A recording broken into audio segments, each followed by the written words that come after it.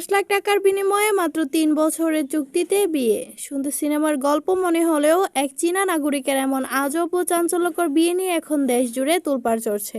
বিয়ের পবিত্র বন্ধন যেখানে সারা জীবনের, সেখানে টাকা আর মেয়াদের চুক্তি করে এক তরুণীকে ঘরে তোলেন এই বিদেশি নাগরিক। কিন্তু কেন এই 3 বছরের চুক্তি? এর পেছনে কি লুকিয়ে আছে? কোনো বড় আন্তর্জাতিক চক্রের কালো হাত, নাকি অন্য কোনো গোপন রহস্য?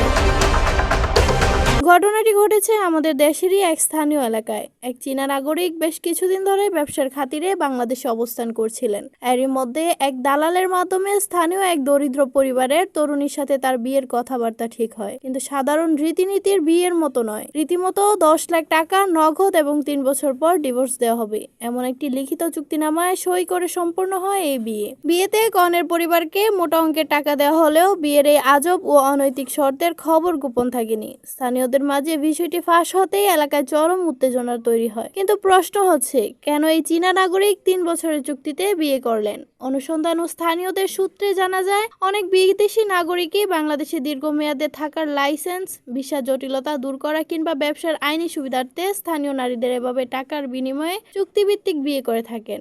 আবার অনেক ক্ষেত্রে এর আড়ালে থাকে মানব পাচারের মতো কোনো অপরাধের ভয়ঙ্কর আন্তর্জাতিক ছক।